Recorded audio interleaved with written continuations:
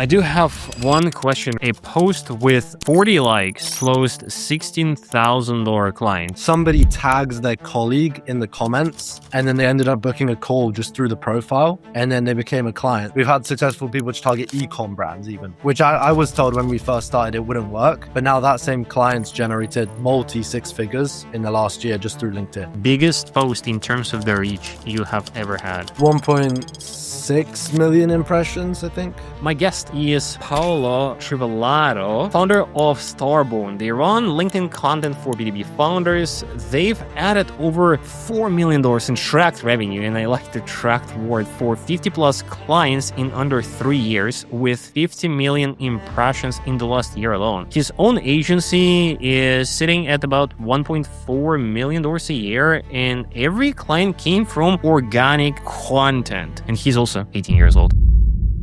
Paolo, welcome to the show. Appreciate the introduction, man. What's up? What's up? Look, obviously you're running a pretty good size agency. You are 18. So I'm curious, do clients find out that you're that young before they pay you money or after? It really depends. I think, I probably closed my first 6 figures with no camera and just like a baby picture of myself because I was like 15 or 16 or something. And I didn't want people to know my age. I think now that I'm a lot more confident and I have the results to show for it, I speak and they know that I know what I'm talking about. I do still see sometimes there's people where I can tell that they're a bit like surprised or maybe they don't trust me as much, but it's not really what they expect. Now that I actually believe in myself, I have the results to show for it.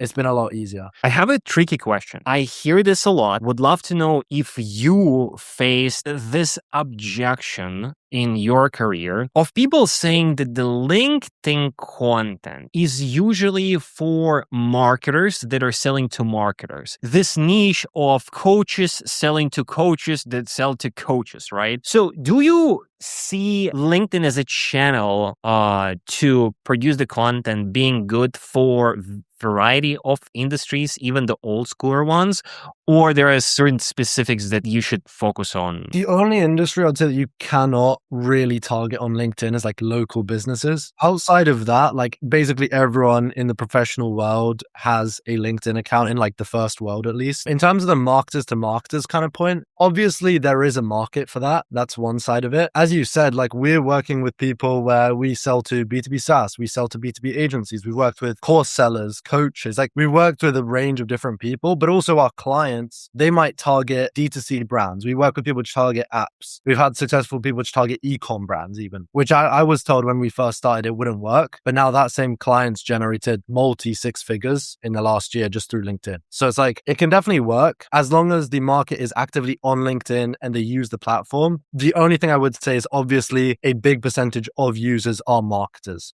So if you do sell to them, it can be one of the more lucrative niches, but it's definitely like not the case where that's, the only market that's available to you. And you've been in the industry for a while. Do you find that people tend to consume content more right now on LinkedIn compared to 2 or 3 years ago? And this being a very good point for posting, because for you to post, get viral, find the clients, the other side has to consume the content, has to be on the feed. And what in general you feel is different right now compared to platform like 2 years ago? Yeah. I don't think I don't have the numbers on, if there's more people consuming it. I don't know if it's been a huge difference, but I do think it's still a great time now. I don't like some things have definitely changed. So for example, AI has gotten a lot better where it can save you a lot of time writing content. But the truth is, we still have a direct, real, like in-person writer for each client. So it's like, we still need human input. We build out, maybe not the most extensive, some really extensive Claude skills to automate a lot of the different process that we run, but we're still not able to like fully, automate everything. So I would say what's changed is that now the moat is about your own proprietary information. So it's what value and what lessons can you give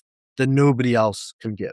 And then obviously as a bare minimum, your content needs to be high quality. You need to sound nothing like AI with no AI tells. And then mixing that in with the proprietary data, that's how you're going to actually... Let me challenge you a little bit. Let's skip the part where beginners use AI to write the content. Let's say me or you, we can create a perfect prompt. We can create the guardrails and the list of hundreds of thousands potential scenarios of how AI writes content, the way it uses the different phrases, the way it uses the different words, the way it constructs the sentence, and say, hey, don't use that, use something different, right?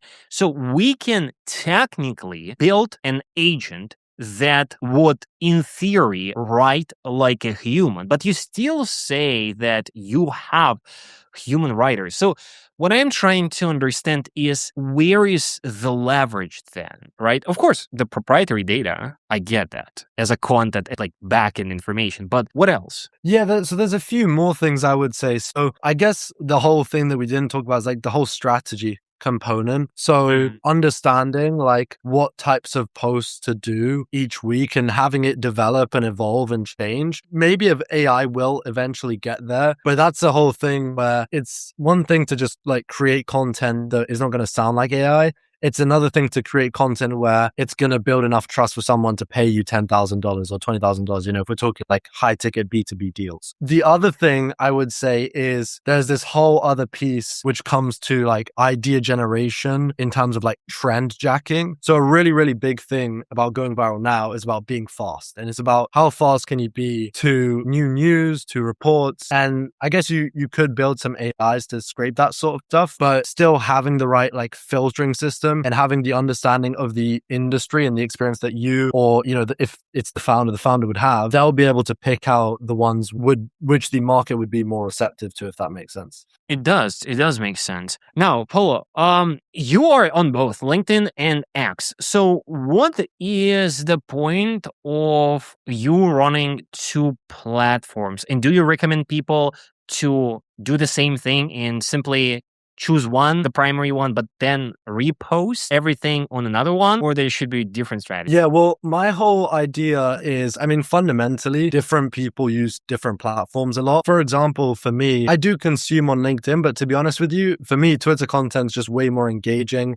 I'm not so much in the corporate world, and I prefer like reading Twitter content. So I think there's LinkedIn people, I think there's Twitter people, and there's also YouTube people, and we're actually starting to scale that as well. So actually it's 3 platforms now. I would say that's one thing. There's obviously going to be some overlap, but there is going to be different audiences that consume different platforms. The other thing is it's kind of just about like expanding my digital surface area a little bit. So I just want people to see my name as much as possible. It's kind of like what Roy Lee talks about, like mindshare. Yeah. Where it's just about getting my name out there, getting my brand out there and building trust with people as much as I can. So it's even just from like a content volume perspective. If I can do 1 post a day on LinkedIn, 3 tweets a day, and then 2 YouTube videos a week or 1 YouTube video a week, like just from a volume perspective, I'm also just expanding my reach a lot further. So that's kind of the point. And then when it comes to repurposing content, if we're talking LinkedIn to X or vice versa, you could copy paste. But the thing is that, that would be a very low effort way of doing it. What I would recommend is instead optimizing like the format. So the fundamental idea, if your ICP is going to be receptive to it either way, which it should be, then the fundamental idea can like stay the same, but it's about changing the format. So for example, on X, you can be a lot more derogatory. You can be a lot more direct, snappy. Maybe we need less fluff. On LinkedIn, it might honestly be too far and too polarizing where people don't believe it. They don't take you seriously. So on LinkedIn, you need to maybe reduce like the polarizing, need to make it a bit simpler. I think those sort of voice changes. And then I would also say with the format, so like on LinkedIn, often using infographics works really well. I'm starting to see it actually on X a lot more now recently. So that maybe even works on X. But on LinkedIn, like images are super important. Whereas on X, image or not, like the post has a pretty much the same chance of doing well. So that's probably what I would say. Are the main things, but that's kind of just a high level. Do you feel that the videos right now on LinkedIn perform relatively better compared to, image posts or the graphics? So should you even bother trying to create the videos solely for LinkedIn? I think the one thing that I like with videos on LinkedIn is actually long form videos, and not many people talk about it, but like re-uploading or just uploading a Loom or some sort of valuable long form 10 to 15 minute video where you're breaking down results and you're giving value. I'm not really a fan of the short form video. I haven't really seen anyone that's actually generated like meaningful revenue from it. I think if you want brand awareness, that's fine. It's not worth it. And I would rather have a long form video that only gets like 1,000 impressions or 500 impressions, but I get people to watch like 5 minutes of me talking, showing them the process, and having that much more, the audience would trust me a lot more basically, rather than 100 people which just see like 30 seconds of me talking about like some broad, random topic basically. Right now, we will be playing a little game with you. So let me share my screen, and don't worry, I am pretty sure you will get the whole point. Now, on the screen, you can see the red flag and the green flag. So the game is very simple. So let's pretend that you are on the first call with your client, and the client is telling you a phrase, and the phrases are going to be displayed here. So you should classify this as a green flag client, meaning a good client to continue, or a red flag. Of course, there are certain, criteria and, specifics to that, but would want you to classify that. Let's do it first and then discuss the choices. Ready? Yeah, I'm ready. I would say for this one, we tried LinkedIn before and it didn't work. Yeah. To be honest with you, most of the people which say this haven't actually tried it properly. So I wouldn't say it's necessarily anything that like we can't solve by implementing a better process. So I guess it's a green flag because it means that they see the value in it. They just haven't executed it in the right way. That's great. Our buyers are not on LinkedIn. That is probably a red flag. I mean, if they're not on LinkedIn, we can't reach them. But sometimes it is also just a limiting belief. Like sometimes I get people saying, oh, ecom brands aren't on LinkedIn. In reality, we've got people that are actually like getting leads of that exact ICP. So I would say if I could find like 3 profiles which are doing, an estimated 100,000 plus impressions a month through on LinkedIn with your like targeting your ICP, then I would 100% like be confident that you can target them. So I would say, I guess it's a red flag technically, but it depends. I get it. That's great. How many followers will I get after working with you? So, I mean, how many followers will I get? I understand some people want to know the expectation, and I think that's very fair. I think sometimes if somebody expects me to have like a, to a T exact number, which they are going to achieve in like the first month, I think that is like, just unrealistic. Red flag. But if somebody's just asking in terms of expectations, I mean, it's not necessarily an issue. If there was like an orange flag, I would put it there, like maybe be cautious, but... So it depends, right? Because, right, like when I read that, I classify it as a red flag because like they are coming to you for like a revenue, right? Like for the money and for like the reach, not necessarily like for the followers. But I agree. So this could be just a metric that they want to track. And I mean, it's not necessarily like a good metric, but this could be a valid question. So which one you want, green or red? I guess if we're going with they're coming on the call and they're supposed to care about revenue, and now they're asking me about like a kind of irrelevant KPI, yes. I would say red flag. I agree with you on that. Can you guarantee results? With guarantees, it's not something where I would say, somebody might not say it inherently, like, because sometimes people just say it because they want to see what they can, get. If they can get the deal, they want to ask it. The only thing with guarantees is usually the prospects that asked for it are the same prospects that maybe they don't believe in their own ability to like close the clients, right? And then they want me to guarantee revenue. If it was a guarantee where it's a metric fully on our side and it's a niche which we've done before and I'm confident in, then I will tell them straight up. And if it's really a deal breaker, we can figure something out. But to be honest with you, most of the time the prospects which ask this, it is a red flag. Great. But again, like it does kind of depend on what type of the service that you offer and what was the initial, message, the hook that got you into the pipeline. I want to approve every post before it goes out when the client says that. The thing about somebody who wants to approve every post, it kind of has the indication that they might be like over analyzing every single little thing we do, and they might believe that they know LinkedIn content better than us, and that's kind of the one issue where I'd be a little bit worried. We do have clients where they approve every post and they give the feedback on their expertise on the right things, but they don't get in the way of like us trying to get them the best results. So in that case it's fine, but I would say it's a red flag where I would maybe watch out for somebody who's saying that in try to understand, like, is this person actually going to take a lot more time than, a regular client? Right. And because again, so some people and some businesses might want to improve that for like legal purposes and make sure that, it's fully aligned. So this is fine, but generally it's a red flag, which is great. Now, the next one, I don't have time for calls. So can you handle it for us? So is this the green flag or a red flag? So they want us to handle the sales calls, you mean? Yes. Yeah, red flag. I don't think we need to explain that one. Okay. My competitors is doing this and it is working. So they want to basically replicate their success. That's completely a green flag, because if there's other people doing it and it's working, it's going to give us more ammo to go off of. Whereas if it's a niche where nobody's doing it, we need to be the first ones to figure it out. We need to be the ones that just test anything and everything and hope that something works. So it's a lot easier to take formats that are already working in the same niche rather than taking them from new niches. It can still work, but it's just easier. Great. Can we do 1 month and see how it goes and then pay?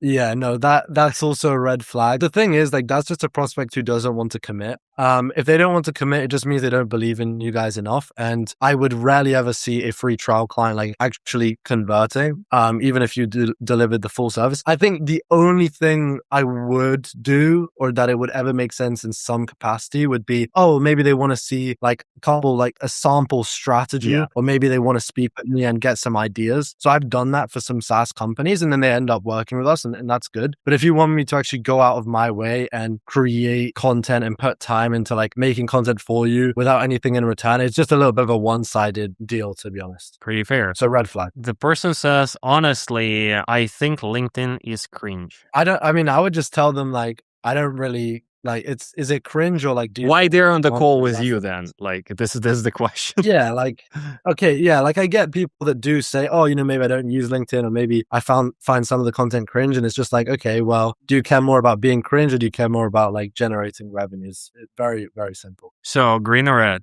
I guess let's say red.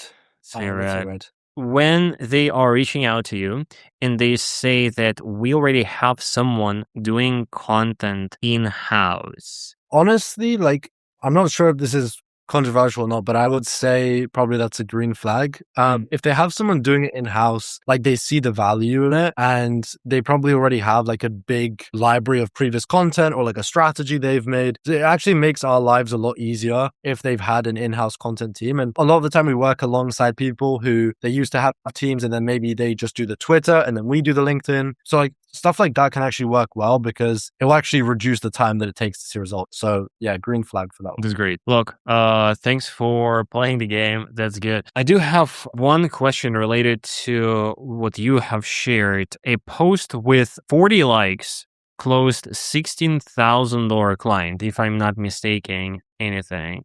So what was it? And what was in the post? So we were running, this post, if I remember correctly, it was for a voice AI infrastructure client, actually, which is a very interesting niche because there's a lot of people posting about it. Yep. What we did with this client was actually a bit different to other people. We were really, really niche, just to home services. They had already case studies. They had like a good service and a good sales process. They actually came from a sales background with running like big sales teams. So if we could get them meetings, then we would get them deals closed. In the post, it was actually super interesting. So what we did was we basically said, I remember the hook, it was like, home services companies are losing X dollars a month on missed calls and like lost revenue, something like that. And then we said, while AI is handling it for $16K. So we literally had the price of their service in the hook of that post. And what we did is we just explained the math, and we literally just explained like, okay, look, this is how many missed calls you're getting. This is how many leads you're missing out on. We're literally going to build out the AI for a one-time fee. And then I'm sure there's like a small monthly maintenance retainer. And what happened is somebody tags their colleague in the comments. And I guess like they didn't say anything, but I guess it was kind of like, check this out. And then they ended up booking a call just through the profile, and then they became a client. So it was actually a very different type of post to what you'd expect, but it was really just about going super deep on the pain point and like just clearly laying out like, this is the ROI that you would get from the service. And it just makes it a complete no brainer. And also like at the same time, it is something where anyone who sees that post and they are interested in booking a meeting, like they already know the price, they already know the ROI, like they're going to be pretty much ready to buy. Right now, we are going to have a blitz, which is me shooting questions to you very fast, and you reply either fast or expand on your answer. Ready? Okay, sure. Yeah. Text post or a carousel? Carousel. Post daily or 3 times a week? Daily. Would you let AI write a client post? I wouldn't just let AI write the whole post. No, I wouldn't. Comment gate or link in the post? So should you post a link in the actual text of the post, or should you put it in the comments? Comment gate, if it's a broader top of funnel lead magnet, I would do the link. If it is a more bottom of funnel post where you're pushing to a calendar link from like a case study. And what I would do in that case is you don't want to post it first with the link, but you want to let it sit for about 3 to 4 hours. And then afterwards you edit the post, you add the call to action with the link. And I do have a follow-up question here. So does editing the post decrease the reach? I think there was a stat which I saw someone who like spoke to the LinkedIn team. I mean, maybe they were lying, but from what I've seen, basically, if you edit it after 4 hours, then there's like no significant change in performance. And also with the LinkedIn algorithm nowadays, like posts have a bit of a longer lifetime.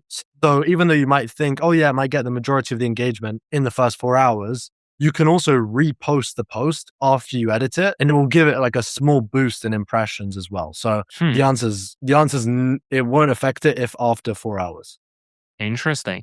Personal story or client results, which performs better? If you want to grow the audience and maybe just get new followers, then personal. If you want to convert your existing audience, the bottom of funnel people that are interested in your service, then case study. Biggest post in terms of the reach you have ever had? 1.6 million impressions, I think. How many hours a day are you actually in LinkedIn? Probably like 1 solid hour, like where I'm scrolling, ideating, and like writing as well. And maybe also like talking to my team about it and just brainstorming in general. Usually that's where most of the LinkedIn time goes. That's great. Look, I do have the last question, which is when it comes to the new LinkedIn algo that you talk a lot about, what would you say number one thing that people need to understand about it right now that they can start implementing into their strategy today? Specificity, I think, is like one of the most key things. I'll explain what I mean by that. I mean, like, for example, like including numbers in your hook. Like it's just always performed better. It's easier for people to understand.